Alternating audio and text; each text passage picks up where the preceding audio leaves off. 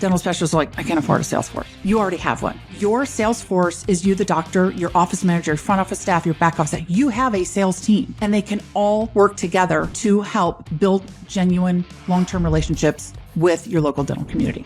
Hello, everybody, and welcome to another episode of the Raving Patients Podcast. And I want to first thank our sponsors, both the Doc Sites and Dental Intelligence, for their support, allowing me to come to your nearest podcasting network every single week. We're in season 7 now. I've released a lot of episodes, so I really appreciate their support. Today's guest is Stacy Hill, and the podcast title is Data-Driven Marketing for Your Dental Specialty Practice. Stacy Hill is a practice marketing specialist with a wealth of experience cultivated over 30 years with industry giants such as DHL, Oracle, and AstraZeneca, where she honed her skills in building relationship management programs from the ground up.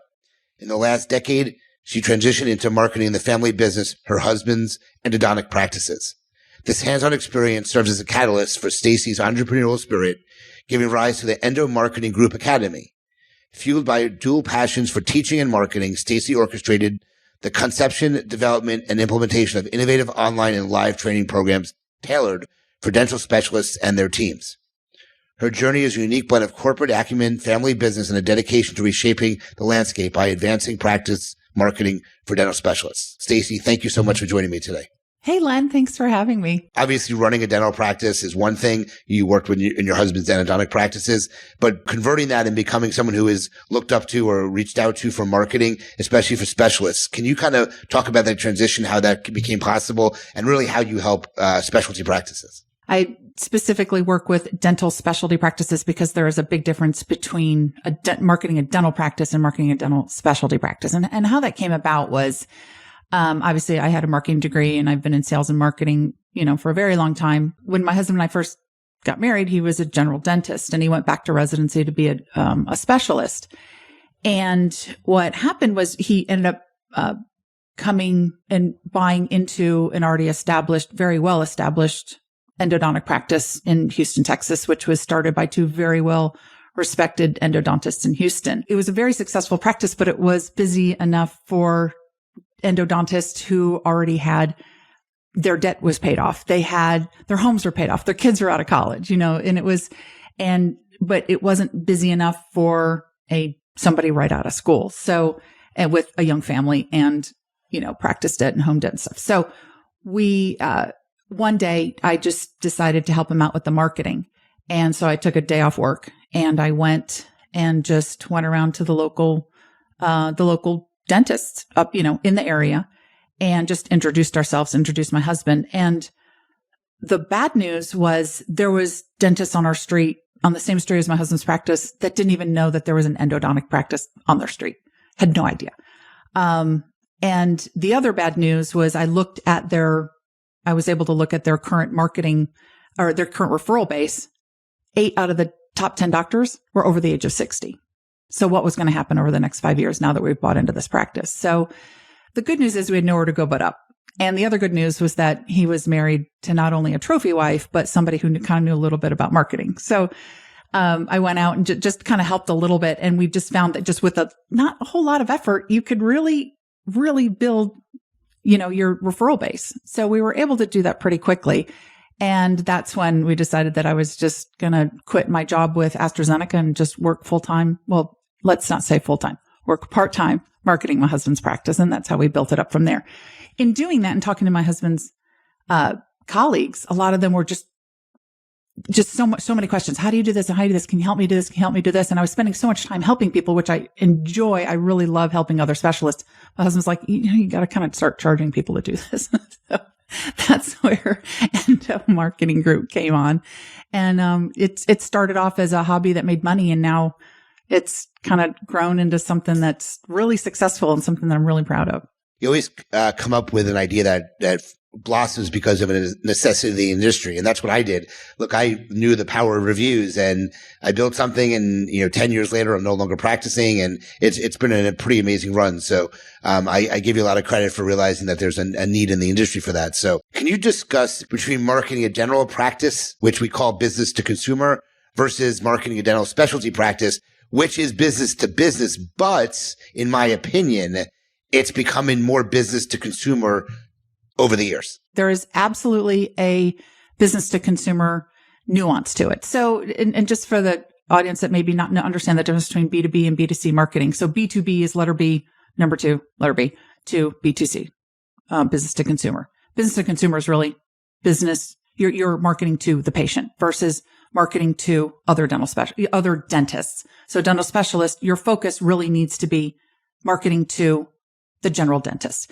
Yes, there is a nuance to it, is you do need to be out there, and, visible to the consumer, to the patient. But most of your time and money really needs to be focused on marketing to the general dentist so that you could build your referral base. In business, a general dentist, putting it in business terms, a general dentist is a distributor of patients that need a root canal, for example, right? So why would you spend your time marketing to one patient that may or may not refer somebody that may or may not come back for another root canal? Or do you want to spend your time marketing to a general dentist that is basically a distributor of those patients that need root canals?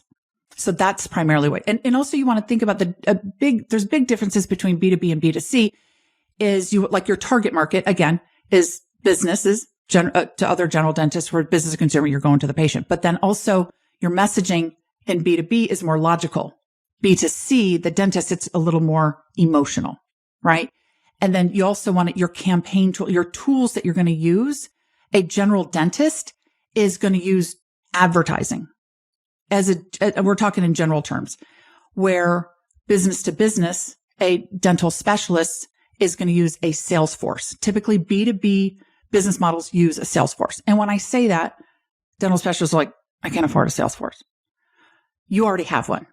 Your sales force is you, the doctor, your office manager, your front office staff, your back office staff. You have a sales team, and they can all work together to help build genuine long-term relationships with your local dental community. It's interesting how you look at it as a sales force. I mean, that's interesting to get. So, which I believe they are the people that help sell the dentist anyway. I mean, it's the team that surrounds you. I mean, there's a lot of specialists who hire like a public relations person, the man or woman that goes around to other offices and brings them cookies and stuff at the end of the year and brings business cards when you need them. That's kind of that's the traditional way of kind of a specialty practice was growing. Yeah. And you really want to think of it. And I know that there's a lot of general dentists are a little uneasy on the marketing part because it sounds like you're selling, and you don't want to think of it as selling. Think of it as being a resource. Think of it as educating your local dental community. And if you think of it like that and you take that approach to it, then it kind of takes the ick feeling. Sometimes they're just a little uneasy about promoting themselves. So I do believe that over the years that specialists, endodontists, periodontists, oral surgeons definitely have now realized that they have to go business to consumer, because a lot of the general dentists are starting to do procedures more often that they would normally send out. When you talk to specialists about that, are many aware of that? Are they like, I've never done that before? Let me know what your thoughts on are about how do those specialists take it upon themselves, or take the idea that you're giving them that they have to start doing traditional marketing to some extent to attract those patients so they know who they are more than anything else. It's a brand awareness type of thing. Number one thing, who is your competitor? And when I talk about your competitor, so my husband we have the big practice, which is in Houston. Houston being the 4th largest city in the United States is a very competitive market. Our number one competitor in Houston is other dental specialists. Okay. Lake Jackson, where the other practice is, it's in a small city surrounded by rural areas. Our number one competitor in Lake Jackson, which is country medicine, is the dentist keeping the procedure in-house. Okay. So the question number one, who's your competitor? What is your market like? So that right there, you have to tailor it to you. Okay. So that's really just number one. If you start there, then you know what your strategy needs to be. So you need to know who's your competitor. Of course you do. So I'm curious, as we mentioned many times already, in the very short time we've been doing this now, marketing a specialty practice is very different than marketing a general dental practice. So I know you have a algorithm, a specific way that you recommend marketing a dental specialty practice. I think you put it into 5 parts. So can you discuss those 5 parts that are built into marketing a dental specialty practice? Absolutely. It's extremely overwhelming for a dental specialist. They don't teach marketing in residency, so it's very overwhelming. They say, I need to market my practice. I need to make the phone ring. I need to get more butts in the chair. But how do I do that? You just got to break it up. It's very simple. You just have to be very methodical. There's a little bit of overlap between general dentists and dental specialists, but here we go.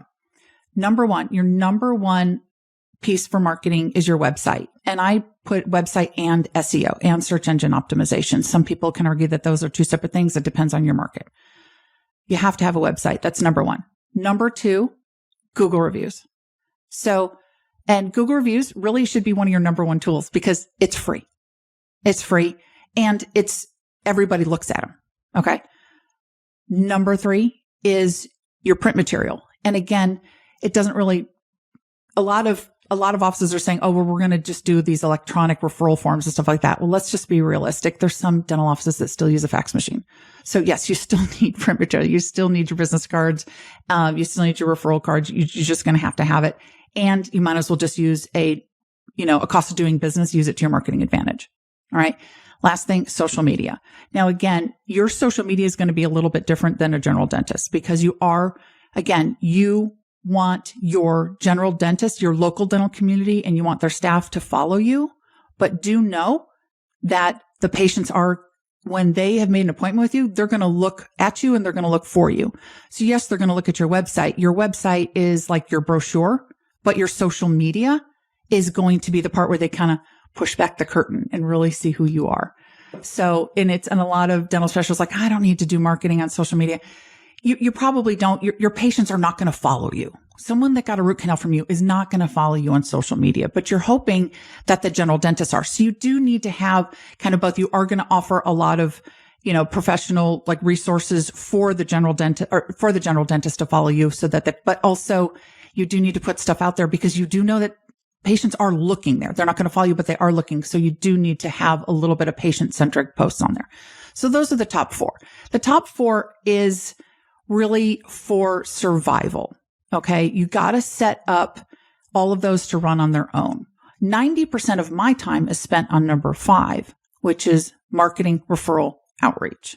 Once you get 1 through 4 to run on their own, then you focus on your face-to-face contact with your local dental community. That's where you want to become a resource.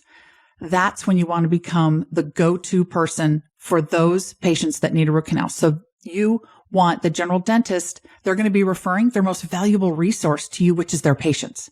And if you think of it like they're not really your patients as a dental specialist, they're the dentist patients. So they are really turning over these people that come and see them every 6 months for years and years and years. Right? You want them to have a good experience. So you do your outreach. That's when you get your general dentist to know, like, and trust you. Number 1 was a website. I think that's a given. I think you need a website because when your people are referred to you, they're going to go look at your website to see who you are, what you do, and how you can help them. I mean, that's what they go for. My advice to that is so I say this to dental specialists, go take a look at your website. Do you have photos of you on your website? You want to make sure that this is personal because especially now in the world of TikTok and Instagram, just stock photos tend to be inauthentic and kind of fake. You want to have pictures of you. And I know not everybody likes to do that. I always say, hire a wedding photographer. They're really good at getting pictures. They don't cost much during the week because they're busy on weekends. They'll come to your office, get pictures of you and the staff and the inside of your office. They make them look beautiful. They usually offer discounts during the week because they're busy on the weekends. And use those photos, not only for your website, but use them for your social media. 100%. But website's a given. Number 2, obviously, that's my big thing is Google reviews. You definitely need reviews as a specialist. If you don't believe so, I will share with you a little story I even tell in my seminars. Because in the past, when someone was referred to a specialist, they just went. Okay. They just went. They didn't look anything up. They didn't do anything. You gave them a card. They called the office and they made the appointment. Nowadays, because of social media, because of how big the internet is and how important reviews are, they will look at your reviews. And numbers show that 87% of people go to online to look for information about a specialist or someone they were referred to. And 52% of the time they're looking at your online reviews and ratings.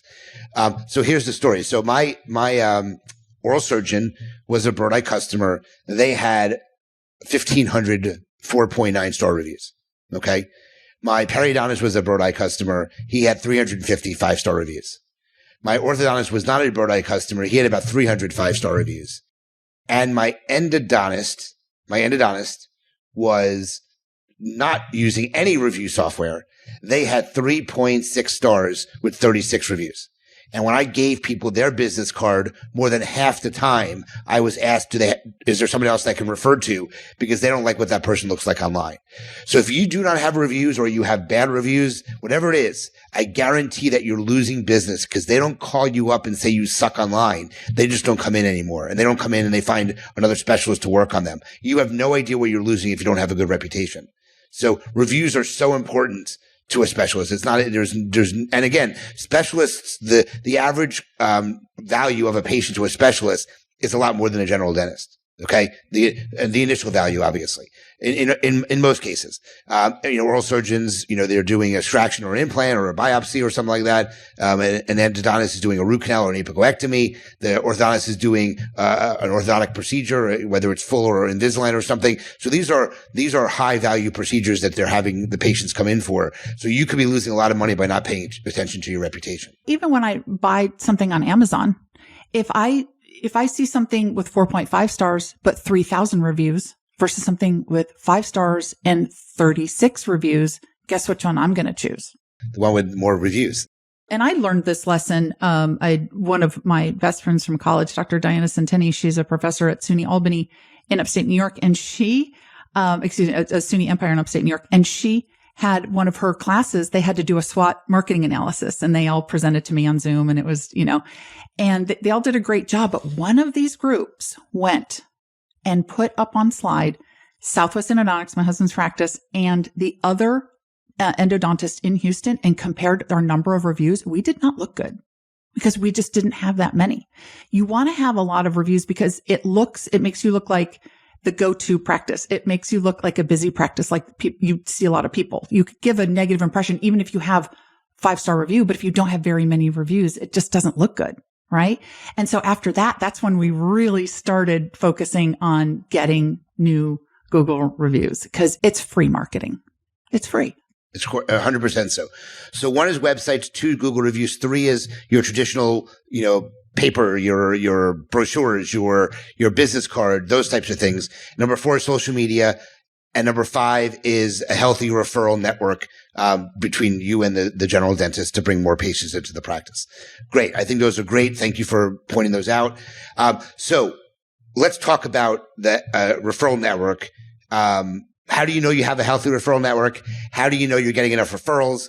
How do you get more referrals? Can you talk about that? Yeah. So there's a big difference between a perfect referral network and a healthy referral network. So a lot of dental specialists, they're like, I want a referral network that these doctors send out all their root canals only to me with 0% referral leakage, right? And none of them take insurance. And well, my husband's practice, when he bought into it, they had what's called a quote unquote perfect referral network, but you have to earn it. And that's what these doctors had gained over time, right? But what happens is because they only did, they didn't do an acquisition marketing strategy. They did retention marketing strategy because they had their top doctors, right? They weren't looking for new referrals. They were looking for only retaining what they had. They had a perfect referral network, but 8 out of the top 10 were over the age of 60. So for that was not a healthy referral network, not for a new endodontist coming into a practice. So to get a healthy referral network, if you want to put some general numbers to it, you got to think of the Pareto principle, which is like the 80-20 rule, right? So the 80-20 rule, 80% of the world's drinking water comes from 20% of the rivers. You probably wear 20% of your shoes 80% of the time. Customer service is, 20% of the defects have 80% of the phone calls coming in. So you want to think of that. I could do 100 things to market my husband's practice, but I only do 20 of them because those are the ones that I focus on, right? So if you want to see, is your referral network, how many top referring doctors do you have?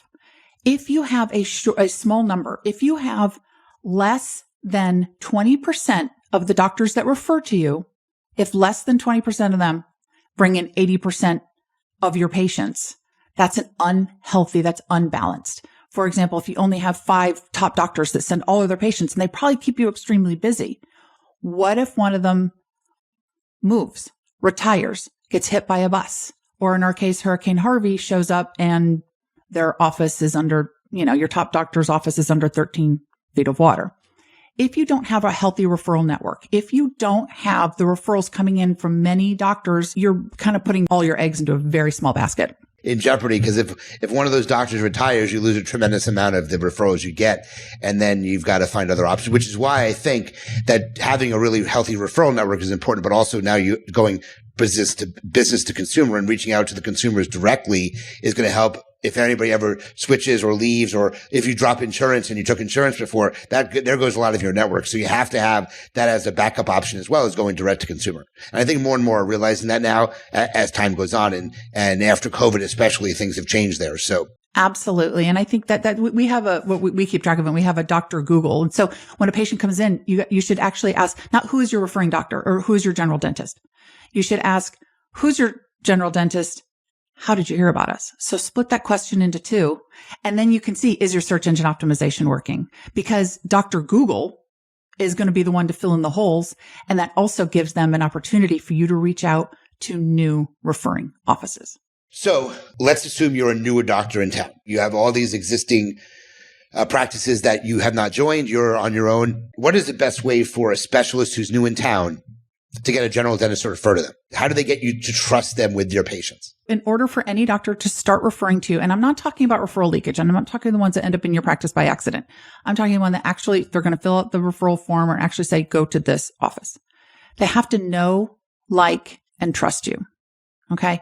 And how do you do that? You have to have face-to-face. You have to have direct communication with them. There's passive marketing and there's active marketing. Passive marketing is your Google reviews, your social media, your website, and all that stuff that's just kind of sitting there, right?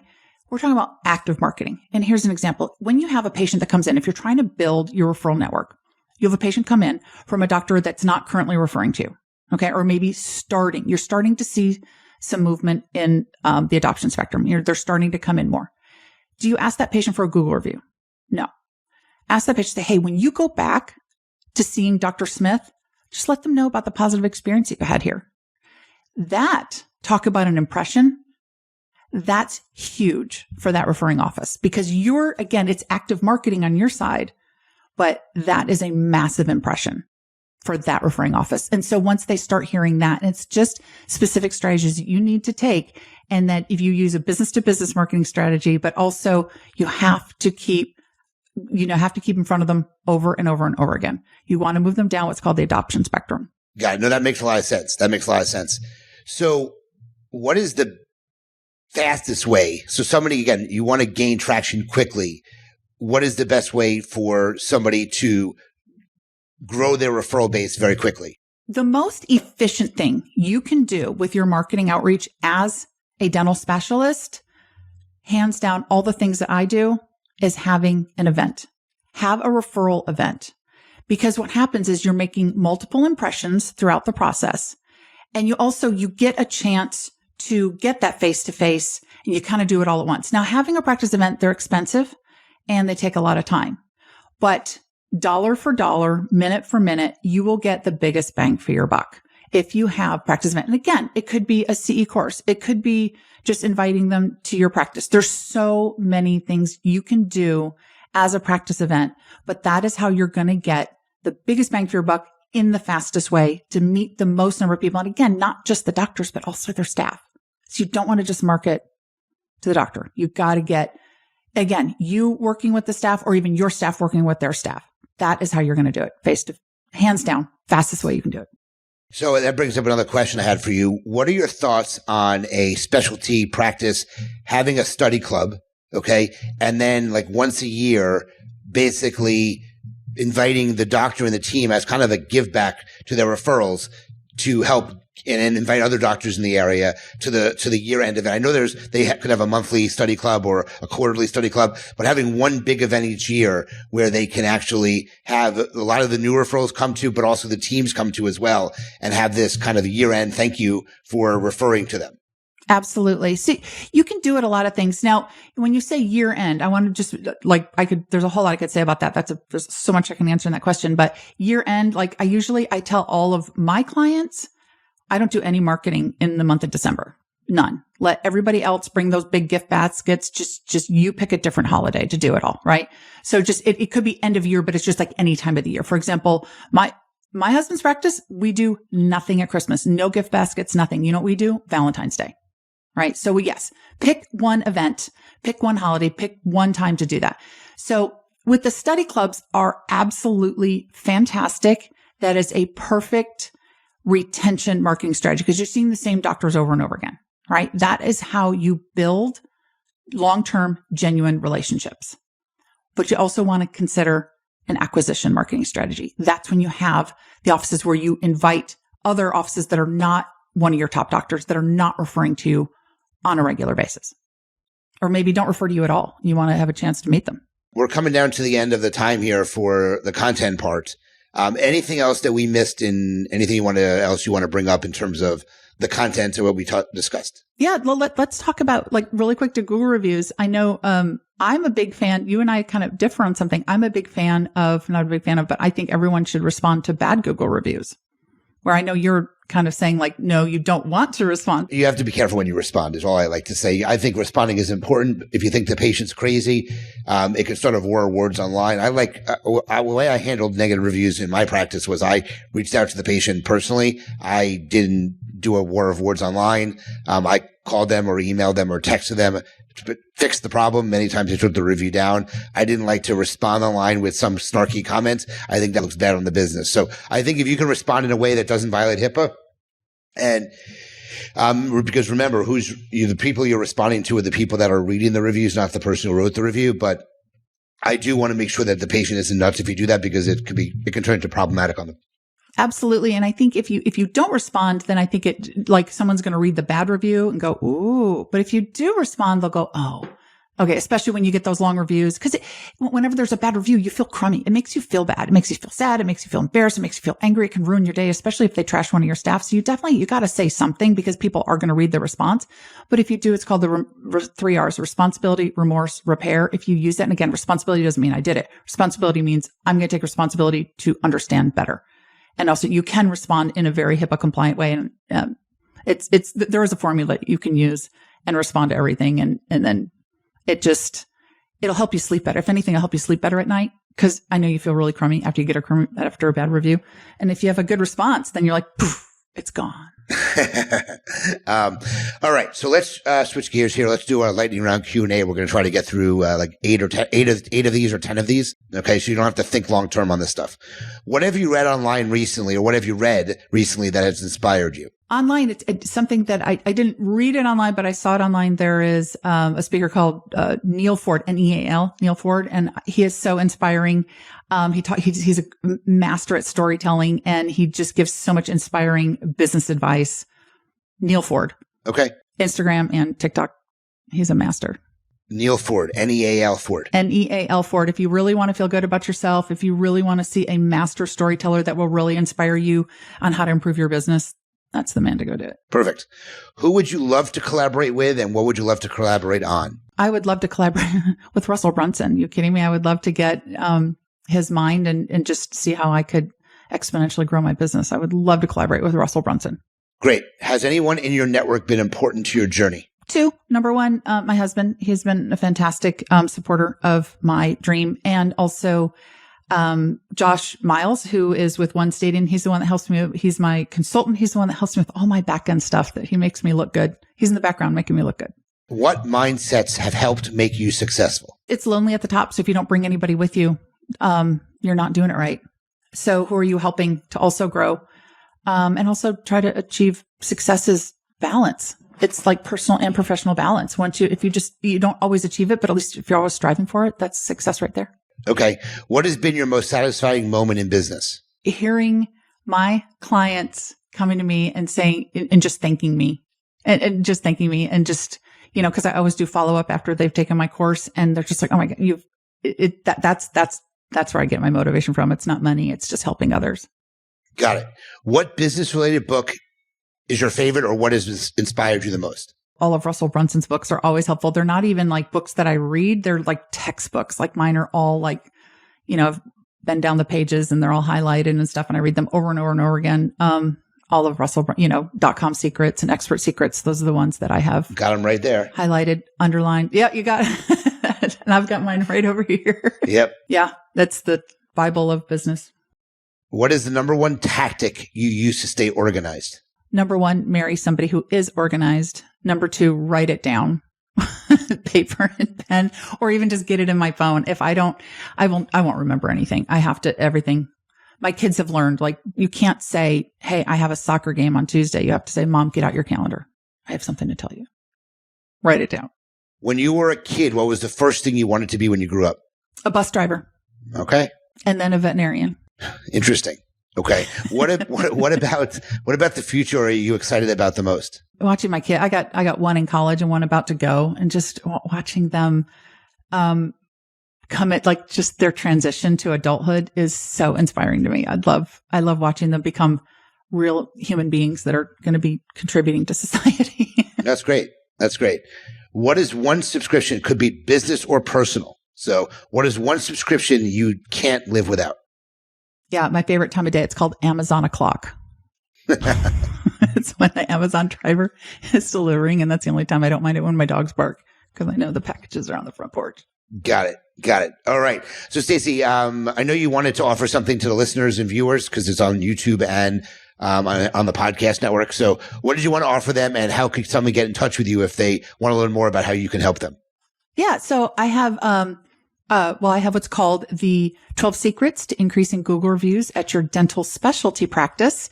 And if it's a workbook, it's 12 secrets plus a bonus on how to get bad reviews taken down and how to, apply to Google to get them taken down. So to get that, you can do it two ways. You can either go to my Instagram, which is Endo Marketing Group, go to the link in my bio and go there, or, which is super simple, you can text GWB, Google Workbook, to 678-506-7543.